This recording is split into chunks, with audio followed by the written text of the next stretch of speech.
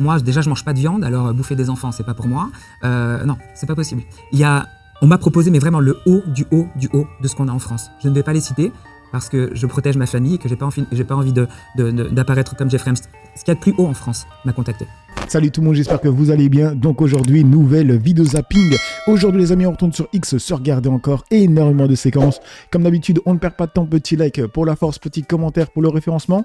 Let's go, on commence avec la première séquence insolite de la vidéo et c'est avec Oussama Ammar qui a été filmé se promenant dans Paris. C'est assez marrant, regardez. Mon milliardaire préféré. En claquette place Vendôme, attitude monsieur Ammar, s'il vous plaît. J'aime bien ça. Mon petit Qatari en claquette sur les pavés de Paris. Catastrophique. Envoie un bitcoin le big. Envoie un bitcoin le big. Dit quoi? J'étais à Paris avec Naomi Campbell et je suis tombé sur la DZ Mafia. Ouais, ça va être son histoire. Du coup, on enchaîne avec le poste de Sirène et là c'est avec Bruno Monroe qui nous raconte qu'on lui a proposé un pacte avec le diable. Donc il a dit: je n'ai pas fait de pacte avec le diable, il y a des rituels qui incluent des enfants, du sang, etc. Je le crois parce qu'on me l'a proposé. Ce qu'il y a de plus haut en France m'a contacté, affirme Bruno Monroe. Est-ce que je suis surpris que des gens multimillionnaires mangent des enfants, soi-disant, parce qu'il y a beaucoup de théories du complot avec le sang, l'adrénaline, etc. Est-ce que j'y crois? Est-ce que j'y crois pas? Vous savez, au début, je trouvais que c'était complètement fou. Je me suis dit, mais qu'est-ce que c'est que ces histoires à la con? Et puis plus on cherche, plus on découvre, et plus on se rend compte que ces gens qu'on fait passer pour des fous, peut-être ne sont pas si fous que ça. Et peut-être qu'il y a des rituels. Peut-être raison. Exactement, exactement. Vous savez, moi, souvent dans ma vie, on m'a dit, mais alors oui, t'as 2 millions d'abonnés, ça fait 20 ans que tu chantes, t'es connu, t'es célèbre, mais pourquoi t'as pas été plus haut?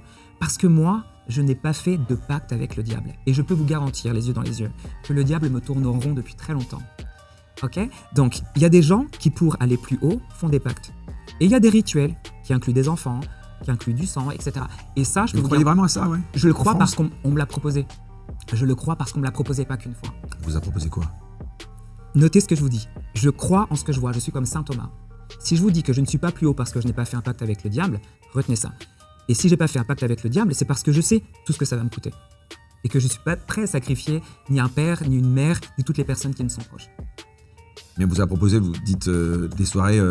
C'est pas des soirées, c'est des pactes. Un genre particulier quand même, parce que... C'est des pactes. Je vous garantis que je crois en ce que je vois. Et quand on m'a montré les entrelignes du contrat, quand j'ai compris comment tu fais l'Eurovision, quand j'ai compris comment tu gagnes une victoire de la musique sans te l'acheter, ou un Energy Music Awards, j'ai dit c'est pas pour moi. Parce que moi, je suis catholique, je ne vends pas mon âme au diable. Je préfère mourir dans l'oubli et pouvoir me regarder dans un miroir que de faire un pacte avec ces gens-là. Vous comprenez? Moi, déjà, je mange pas de viande, alors bouffer des enfants, c'est pas pour moi. Non, c'est pas possible.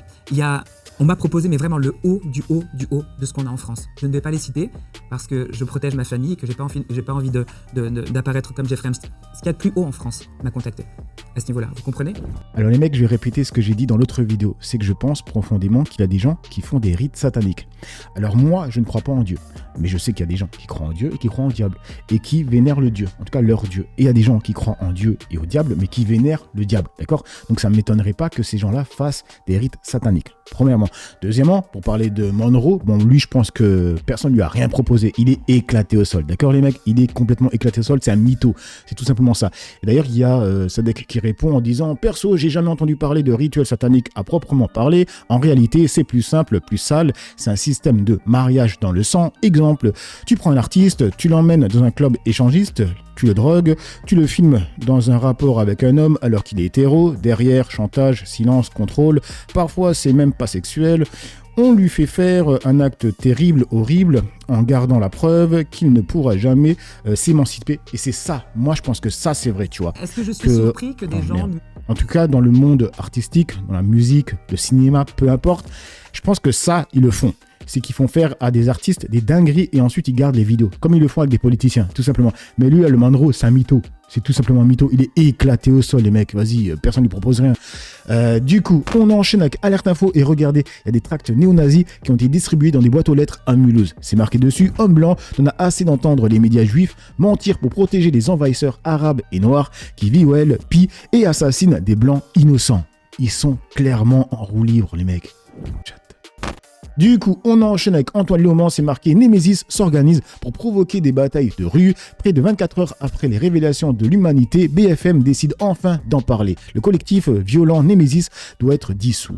On a des informations ce soir sur les méthodes de ce groupe Némésis, information BFM TV qui confirme ce qui a été publié notamment par l'humanité. Oui, parce que si on ne sait pas dans quelles circonstances précisément s'est déroulé le point de rendez-vous entre Némésis et des militants de l'ultra-gauche jeudi 12 février qui ont conduit plus tard à la mort de Quentin Desranques, effectivement, on a eu accès à des échanges. Alors ça se passe en octobre dernier, donc c'est pas si vieux, c'est 4 mois avant les faits dont on parle aujourd'hui, entre une responsable du collectif Némésis à Lyon qui s'appelle Ornella et qui avait échangé ce jour-là avec un responsable, lui, le leader du groupuscule d'ultra-droite Ultra Lyon. Ce jour-là, il est question pour Némésis de faire une action, de mener une action dans les rues de Lyon. Et Némésis fait part de ses craintes dans une boucle WhatsApp très restreinte où il n'y a que 5 personnes qui sont inscrites dessus. Elle fait part de ses craintes et redoute l'arrivée de militants d'ultra-gauche. Ce à quoi le responsable du groupuscule Audace Lyon lui propose dans un premier temps de décaler leur happening, puis lui dit finalement on sera là en soutien, faites votre action et nous on sera là dans un bar à proximité sur cette place et on interviendra si vous êtes prise à partie. Et ce à quoi cette femme, Ornella, lui répond on peut à 2 ou 3 filles tracter là où vous voulez, les choper un peu pour faire l'appât. Et c'est là finalement qu'on comprend à travers cette discussion que c'est une stratégie d'action qui n'est pas de venir a priori, en tout cas ce jour-là, venir perturber pour perturber un meeting, comme d'ailleurs les gens ont évidemment le droit de le faire, mais plutôt pour faire venir des antifas et provoquer une bataille. On verra ce que répond Némésis à ça. Encore une fois, ça ne correspond pas au jour. Oui, c'est 4 mois. En octobre, c'est pour éclairer. Ça éclaire évidemment sur leur méthode d'action et sur cette volonté de vouloir attirer des antifas pour venir en découdre. Plus les jours passent, plus on en apprend. Ça dit quoi dans les commentaires? Et on n'oublie pas que la jeune garde a tué un pauvre gamin. Némésis tue. Némésis tue. Ils sont sérieux les gens. Du coup, on enchaîne avec Midi Avenir, c'est avec Jean-Luc Mélenchon qui annonce que l'Empire Bolloré, CNews, Canal+, Europe 1, JDD sera vendu à la découpe ou confisqué si LFI gagne l'élection présidentielle. Il y aura donc une loi. Libérer les médias, ça veut déjà dire briser les monopoles. Il ne doit plus être possible de posséder 1, 2 télés, 1 ou 2 journaux, 1 ou 2 radios, et pire que tout, en même temps. Et jusqu'à l'édition. Par conséquent, il va de soi que l'Empire Bolloré sera rompu et vendu par appartement, on dit, aujourd'hui, pour dire à la découpe, voilà. Sera vendu à la découpe, ou vendu, ou attribué, car il arrive dans certaines circonstances qu'on confisque. Par exemple, le journal qui avait avant Le Monde a été confisqué pour collaboration. Et les suivants ont gardé la rédaction, les locaux et tout, mais comme ils les avaient à zéro, ils sont tenus correctement. Ça arrive, des fois on saisit, on confisque. Du coup, on enchaîne avec le poste de Kunta Vanakinte, et là c'est sur TBT9, ça parle des propos de Richard Millet sur Aya Nakamura. Donc c'est marqué, tiens, maintenant qu'il touche plus l'argent de Bolloré via TPMP sur C8, Hanouna et ses larbins sont choqués des propos du raciste Richard Millet qui attaque Aya Nakamura ce matin sur CNews. Attention, vous allez fâcher vos fans fachos qui vous ont suivi sur W9. Après voilà, qui est très choqué là-dessus. Après c'est très choquant quand même d'entendre aujourd'hui quelqu'un en 2026 dire ça en toute impunité sur un plateau télé, quel qu'il soit d'ailleurs. Sur une seconde séquence, donc comme il présente des excuses, ça lui est déjà arrivé. À partir du moment où c'est modéré, où le plateau est contrôlé, on passe à autre chose. Il faut faire Vous allez voir le niveau des excuses. 10 fois. C'est ça, si c'est un récidiviste, on peut l'écarter. Là, c'est un récidiviste, tu me dis. Donc à chaque fois qu'on va modérer, il peut le faire tous les jours, mais on aura modéré. Moi, ce qui me choque, c'est qu'il connaît pas son nom, mais il sait qu'elle est malienne.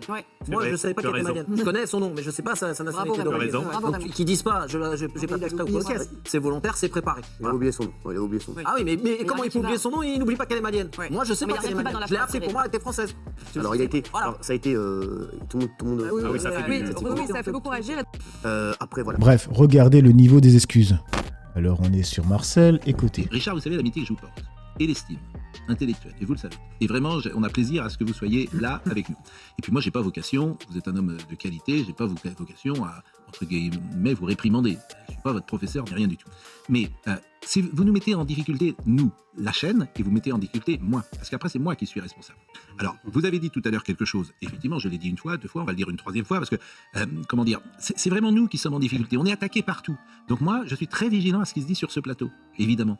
Et il faut être respectueux, etc. Donc vous avez dit tout à l'heure des propos qui étaient inappropriés, etc. Je voudrais simplement que vous présentiez vos excuses à cette jeune femme, parce que après on peut dire des choses dans le feu de la conversation, etc. Parce qu'autrement c'est nous qui sommes en difficulté. D'ailleurs, d'abord parce que c'est pour elle, Tout à l'heure, je l'ai dit, je présente mes excuses pour cette jeune femme. Parce que c'est pas bien de parler comme ça. Et puis surtout parce que j'ai envie que vous restiez avec nous. J'ai pas envie que vous soyez victime d'une campagne en disant Richard Millet, etc. Donc je demande à tous ceux pendant 1 an qui vont venir sur ce plateau d'être vigilants sur ce qu'ils disent. À moi le premier d'ailleurs. Si vous voulez, moi je m'en vais. Non, je veux pas que vous vous marquiez, je veux simplement que vous présentiez vos excuses, c'est tout. Et je vais le faire. Oui. Vous me le demandez, mais j'ai. C'est parce que vous le pensez. Non, j'ai été formé. Je peux parler ? Oui. J'ai été. Voilà, ils font toujours la même chose. Au lieu de tout de suite condamner et ensuite parler, au lieu de s'excuser et ensuite parler, non, il va dérouler de la merde. Écoutez. Formé à une école qui s'appelle celle de l'honnête homme, la culture de l'honnête homme, notamment à Boileau, qui dit « j'appelle un chat un chat ». C'est-à-dire que j'appelle en tant qu'écrivain aussi les choses, je dis les choses. Donc pour lui, c'est factuel. Aya Nakamura est une énorme femme. Et du coup, c'est quoi les personnes qui sont en, on va dire, obésité morbide? Parce que si on va au fond du mot, tu vois. Pour lui, c'est une énorme femme. C'est une dinguerie. Je le répète, et je m'excuse à nouveau auprès de la communauté juive, mais si ça avait été une chanteuse juive, jamais de la vie il aurait dit ça face caméra en direct. Jamais de la vie. Et vous le savez parce qu'on l'aurait taxé automatiquement d'antisémite. Mais par contre, quand c'est la communauté maghrébine, la communauté Afrique noire, tout simplement, on peut y aller en roue libre. On peut être raciste même. Après, il n'a plus qu'à s'excuser et il revient le lendemain, il recommence et s'excuse et il recommence. Voilà, c'est ça.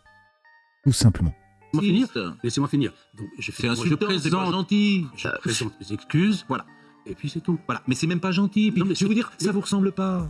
Vous n'êtes pas comme ça dans la vie. Ce qui me ressemble, c'est malheureusement cette tendance à me laisser emporter quand je parle. C'est tout.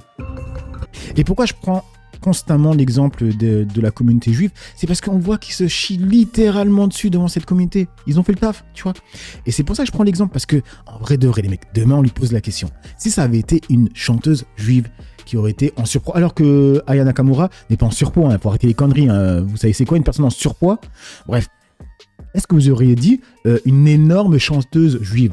Jamais de la vie, il aurait dit ça. Jamais de la vie, et vous le savez. Bref, du coup, on passe sur Mustapha, et c'est encore avec Richard Millet, c'est marqué. C'est ainsi que le facho Richard Millet qualifie Lucie Casté chez la fachosphère Pascal Pro sexuellement incorrecte. L'homophobie est considérée comme un délit, n'est-ce pas, l'ARCOM? Comment s'appelle cette femme blonde? Lucie Castet. Lucie Casté. Elle est pas blonde. Elle est sortie toute seule, elle aussi. Oui. Par le nouveau Front Populaire. Qui c'est cette femme? On va choisir une inconnue, c'est un groupe sexuellement incorrecte, en plus. Tout ça, ça va ensemble. Qui est de gauche. Enfin, vous voyez, c'est pas possible. Attendez, parce que là, qu'est-ce que vous avez dit sur le modérateur que je suis? Et en plus, quand elle dit qui est de gauche, ça va ensemble, tu vois. À l'écouter, donc, il y aurait... Parce que c'est déviant, donc pour lui, il n'y a que la gauche qui est déviante, tu vois. Alors qu'on a vu énormément de faits, j'allais dire des faits divers, mais des histoires avec des personnes de droite qui ont été dans des camsex, qui ont fait des dingueries, tu vois. De quoi il parle, ce mec? Qui est dans des histoires de pédos. À l'écouter, il n'y a que la gauche qui font des trucs comme ça, tu vois. Trop rire ces gens, franchement. En fait, c'est ça le truc, c'est que ces gens-là, à force de ne pas être nuancés, ils en deviennent plus que ridicules. Non, mais on choisit une inconnue et on regarde son profil. Oui. Par hasard, si vous voulez.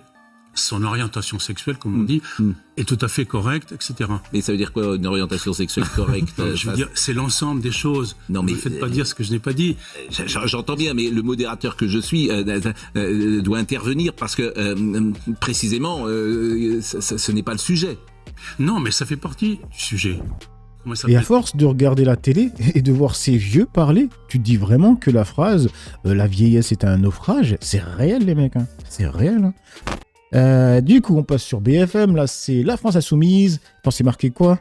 La France Insoumise est un parti passionnément antisémite, estime Aurore Berger. Donc, elle a dit LFI, c'est de l'antisémitisme. LFI, c'est un parti anti-France. Et LFI, c'est un parti qui appelle, revendique ou assume une part de violence. Oui, je le maintiens. J'ai dit que c'est un parti antisémite. Je peux d'autant plus facilement le dire qu'il y a une jurisprudence aujourd'hui qui dit que LFI est un parti même passionnément antisémite, malheureusement. Tu dis qu'on peut le dire en tout cas singulièrement sans être condamné. Depuis le 7 octobre 2023 et les attentats commis en Israël, anti-France, parce que oui, je pense que la manière avec laquelle il parle de notre pays, il brutalise le débat public, il conflictualise tout, fait partie de la manière avec laquelle justement ils sont à l'inverse et à rebours des valeurs démocratiques et républicaine et des valeurs françaises. Et du coup, il y a un historien, je crois. Oui, c'est un historien qui va la recadrer par rapport à ce qu'elle a dit quand elle a dit anti-France. Écoutez. Oui, j'avoue que j'étais étonné, moi, qu'un ministre de la République emploie ce terme parce qu'il est très connoté historiquement. C'est pas un terme général qu'on pourrait utiliser. À quoi il renvoie fondamentalement? Tous les historiens le savent, il n'y a pas besoin d'avoir fait de longues études. Il renvoie à l'extrême droite de l'entre-deux-guerres dans ses aspects les plus violents. Qu'est-ce qu'utilisait ce terme anti-France? C'était l'Action française et son leader Charles Maurras. Et qu'est-ce qu'il désignait par l'anti-France? C'est ce qu'il appelait les États confédérés, c'est-à-dire les ennemis de la France. Et qui y considérait? Les Juifs, les métèques, les protestants et les francs-maçons. Donc l'anti-France, c'était très situé historiquement, ça renvoie à l'entre-deux-guerres, ça renvoie au racisme de l'extrême droite et ça renvoie à cette dénonciation des métèques, des juifs, des francs-maçons et des protestants. La référence, vous l'avez évidemment. Donc j'imagine mal qu'un ministre de la République ne puisse pas savoir que ça renvoie avant tout à ce vocabulaire-là, c'est très connoté et ça a été utilisé sans cesse par l'extrême, non pas seulement par Maurras mais par d'autres. Il y avait des cahiers de l'anti-France qui dénonçaient justement, qui étaient tout empreints de racisme et d'antisémitisme. Donc je pense qu'en termes de vocabulaire, c'est tout de même étonnant. Là, elle est mal, elle est vraiment mal. Et du coup, c'est chaud pour elle de répondre parce que ou elle répond en mode elle a pas de culture, donc elle ne le savait pas, ou elle le savait et c'est une dinguerie de dire ça, tu vois. Bref, du coup, on termine avec Instagram et là, les amis, suivez bien l'histoire. Alors en fait, il y a un mec qui aurait filmé Gisèle Maxwell dans la rue au Canada. En fait, il marchait, il a vu une femme qui lui ressemblait, il a dit « Hey Gisèle, c'est toi ?» Elle s'est retournée, tu vois. Après, elle a dit « Non, c'est pas moi. » Il y avait un mec à côté d'elle qui ressemblait au frère de Gisèle Maxwell. Premièrement. Ensuite, la vidéo a fait un certain buzz et du coup, le mec qui a fait la vidéo, il a dit « Non, non, je l'ai faite avec l'IA. » Il y a des gens qui ont dit « Non, non, il s'est pris un coup de pression. » Même si la vidéo elle est fausse, la femme qui est en prison, elle ne ressemble pas à Gisèle Maxwell. On le voit avec la forme du nez, etc. Regardez. Déjà, on va commencer avec ça. Is this Ghislaine Maxwell? Ghislaine? Do I know you? You know Ghislaine? No, sorry. No? Oh, I used to order hella pizza off of her. Oh, really? She always delivered, yeah. Voilà. Et le mec qui est derrière là, ils disent qu'il ressemble au frère de Gisèle Maxwell. Et lui, quand il voit qu'à la caméra, il fait tout de suite ça en fait, il se cache comme ça, tu vois. Et ensuite, le mec, il a dit comme quoi cette vidéo, elle a été générée avec l'IA, qu'il a utilisé un face swap, un truc comme ça, comme quoi il a mis le visage de Gisèle sur quelqu'un d'autre, tu vois. Ok, soit. This video has been going viral online and Là, c'est Grok qui dit que la vidéo, elle a été filmée dans une rue du Canada. Voilà, mais elle dit pas que c'est vraiment Gisèle Maxwell. En tout cas, la vidéo, elle a été filmée dans cette rue, etc. Donc c'est réel, la rue, tu vois. although Grok says that this video has been heavily edited, says that the Mais bon, c'est pas parce que la rue est réelle que la femme est réelle. En tout cas, le visage est réel, d'accord? base video looks to be real from Quebec City, Canada. Obviously, this looks a lot more like Ghislaine than this. Voilà, et ça, c'est la femme qui devrait être Gisèle Maxwell et qui est en ce moment en prison. Ne ressemble pas à Gisèle. Mais regardez le pif. People are also wondering who's the guy she's talking to. And there's a lot of people that think it looks a whole lot like Alan Dershowitz. Alors, je sais pas si c'est le frère de Gisèle ou un autre mec qui serait dans les fichiers Epstein. That is 100% Ghislaine Maxwell and Alan Dershowitz, both on the Epstein files. And clearly, they have been switched out of prison. Ghislaine has had a dupe in prison. So, can we arrest her for real this time? Wait. Et regardez, du coup, là, c'est la personne, voilà. C'est par la suite, en fait, qu'il a fait, qu'il a mis, comment dire, une note pour dire que ça a été fait par l'IA. Donc, le compte, il s'appelle Clump QC. Ensuite, là, on voit la discussion qu'il a eue avec quelqu'un, tu vois. Donc, c'est Clump QC. Qui dit, grosso merdo, que c'est de l'IA, que les gens, ils sont bêtes, ils n'ont pas qu'à croire tout ce qu'ils voient sur Internet, tu vois. Il y a des gens qui disent, lui, s'est pris un coup de pression et c'est pour ça qu'il dit que maintenant que ça a été fait avec l'IA. Vous en pensez quoi? En tout cas, même si la vidéo, elle est fausse, la femme qui est en prison, ce n'est pas Gisèle Maxwell. Vous êtes sérieux quoi? Vous avez eu son pif?